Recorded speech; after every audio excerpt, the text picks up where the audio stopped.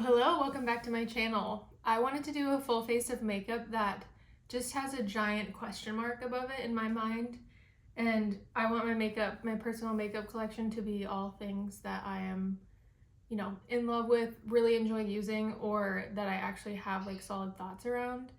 And I'm just in the point of my life where if these products have a question mark around them, why am I still keeping them? Why are they still in my collection? I'm gonna try and do mostly a full face. There's not quite exactly my entire full face of makeup here, but these are all gonna be pretty much products that are on my chopping block, and that might get decluttered soon because I want to create space for products that I know I absolutely love and will use up.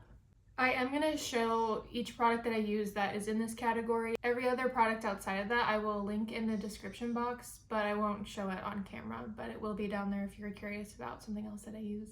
Thanks for joining my channel again this weekend. I hope you're enjoying my videos as much as I'm enjoying making them.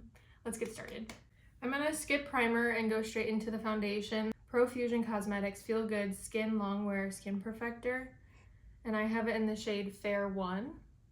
I think I bought this because I really like this packaging, and I actually had it in a different shade originally, but that shade was too dark for me, so I repurchased in this shade. And I just don't, I think again, this has SPF 15 in it, and like I mentioned in a different video, when products that have more full coverage have SPF in them, I kind of don't really use them because I use full coverage products for special occasions. And usually those special occasions are at night, so I don't want any SPF in that product, so there's no flashback. But we'll see how I feel today. I'm going to use my e.l.f. Complexion Duo brush because the bristles are not as stiff on this one as my Moda brush. But this kind of shears out the coverage of a foundation. It also has a really fragrant smell. It almost smells like perfume, which I actually really like the smell, but I don't really want it in my foundation, you know? That actually might be the main thing that deters me from using this.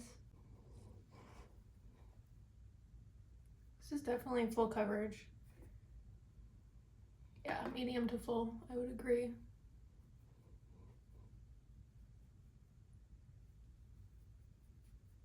I wonder if subconsciously I think this breaks me out because it has such a strong smell, you know?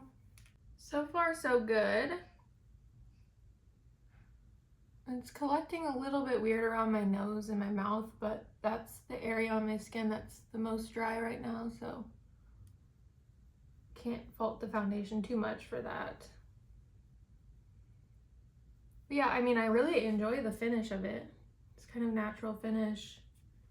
And I remember this having really long lasting power, so I think it's just the scent, unfortunately. I don't have a concealer that I'm unsure about because concealer is probably my favorite category of makeup, so I know my concealer collection very, very well. While that concealer sets down and dries up a little bit, I'm gonna go into my Jaclyn Cosmetics Bronze and Blushing Duo. The shades I have are Pink Me Up Pink and Oh Honey. I really, really enjoy the bronzer. I'm just very unsure about the blush because normally I like more pigmented blush, and that one is not very pigmented at all.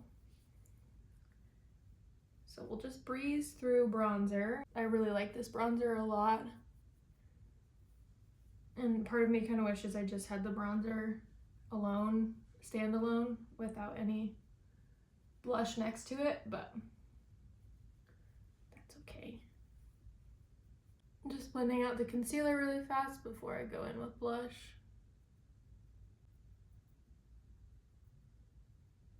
Okay, now I'm gonna dig into the blush here. I think for me, I think the finish of this is very beautiful, but there's just not enough pigment. And even right now when I'm pretty fair, I still feel that way. I just blush too much. Yeah, I just feel like I have to keep building and building, and it's just not worth my time. I could just as easily use a more pigmented blush and then shear it out and it'd be way quicker, you know? But if you enjoy a kind of no blush, like barely there blush, and you're more of a beginner, this formula is pretty nice. Yeah, I mean, that's pretty. That's pretty. I'm just used to myself with more blush on. So I'm actually going to do that. I'm going to use this Franken blush that I mixed up in one of my last videos. This is the Milk Cream Blush in the shade Work with an E, Work with an E. And then some of the Revolution Bright Light highlighter. I mixed this one as well in that same video, and I absolutely love this one. I use it all the time. It lasts super well. Love the color. And obviously, as you can see, I've gone through a lot of it, so I'm really happy with this one. But I have not formed my thoughts or even used this one since I mixed it up, and it matches my shirt pretty good. So I'm just gonna use my finger, take some out of there, and work off of my hand as a palette. I'm gonna work some into the brush itself and go on top of that blush. My complaint with the Milk blush before is that it didn't last a long time, which is why I mixed it with that highlighter that I know has really good staying power from Revolution. My thoughts here are probably only going to be formed, you know, with time through the end of the day to see how much the blush faded or didn't fade. I like this color a lot. Alrighty, let's move on to this eyeshadow. This is the One Size Matte Eye Popper Smoothing Cream Eyeshadow, and I have it in the shade Battle Ready. And for me, again, it's kind of a test of the staying power with this product, but mostly I think it's the color that I don't enjoy. It's got kind of like a pukey, I don't hate the yellow tone in it, but I feel like there's some green in it that makes it just a little bit off to me. So let's try it one more time. This is the way I would use it in my everyday routine without a primer, so I'm going to test it that way as well. I would agree with the smoothing claim. It is nice and smoothing on the eyelid, but a lot of these matte cream shadows do that inherently. See, that doesn't look bad at all. Definitely blends really easily too, so nothing to worry about there. Alrighty, so far so good with that. I'm gonna step off of camera, do some mascara, do my brows, and then I'll come back with the rest of the products that I have for my chopping block products. I stood up to turn the camera on and off, and I can still smell the fragrance of the foundation like rolling off of my face when I move around. I think that's the main thing that bothers me, but it looks beautiful. The more it's like sunk into my skin, nose and around my mouth is way more smooth than it was, and it looks very perfected. So I'll have to do a flashback test because 15 SPF isn't that high, and so it might not even have a flashback with that amount.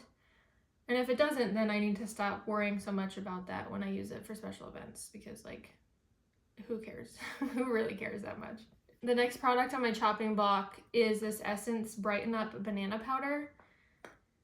And I don't really know why I bought a banana powder. I don't use powders under my eyes like at all, basically. And when I do, they're either translucent or they have like a skin tone color to them. I don't really like when my under eyes are brighter than the rest of my face. So I don't know what I was thinking when I bought this. I think it was just on sale and it was like under $3, and I was like, might as well try it. And now that I've had it in my collection, it's getting some hard pan and the packaging is wearing off, which that happens with Essence products, which is fine. But when I put it on, it basically does nothing. Like, it doesn't really improve the staying power of my skin. It'll like cut down the shine for a very short amount of time, and then it's like I never even applied it. So I just don't think it's worth like the space that it's taking up in my collection, and I might as well declutter it and try and find a new formula, or like purchase something I'm curious about, or just use the other powders that I know I love and have in my collection already. So let me show you what I mean. This is the Moda Eye Contour Brush, and I'm just gonna place it right in my T-zone where I would normally powder. See, it does cut down the shine a little bit, but it's nothing like outstanding. I just feel like it goes away so quickly, but it looks good right now. I think I'm always so inclined to keep pressed powders in my collection because they're just so easy. But I have another pressed powder that I enjoy too. A couple others, like more than this, so there's that. Again, I'm not really gonna know my thoughts until it comes to the end of the day and I look at my skin again.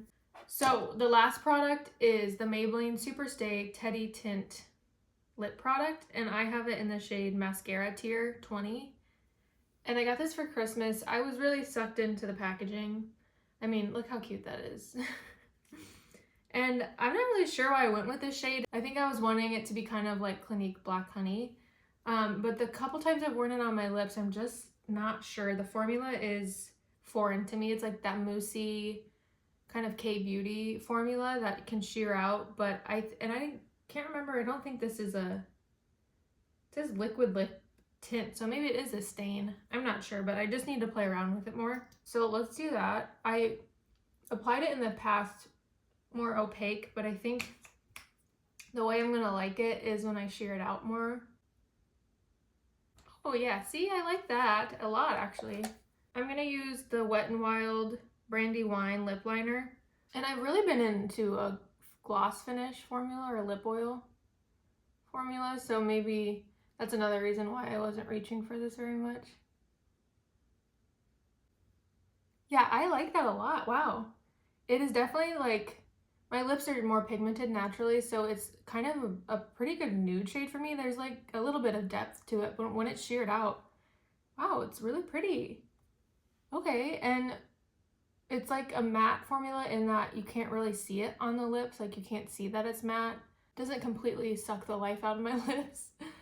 So it's like a comfortable matte, kind of a lived-in feeling. So, all right, good. I'm glad I retried that. Well, that's it. I know this is probably a bit of a shorter video, but I didn't have too many products that I wasn't unsure about in my collection, which makes me pretty happy. A few of these I definitely liked more than I thought I was going to. We'll see what decisions I come to in the future based off of the wear test that I have today. I'm not going to be able to film like a wear test update, but I can put wear test notes in the description box to tell you how everything lasted and basically like what I've decided to do with these products after using them today. Thank you so much for watching this video. I hope you enjoyed it. I hope it encouraged you to go through your makeup collection as well and do a bit of a purge.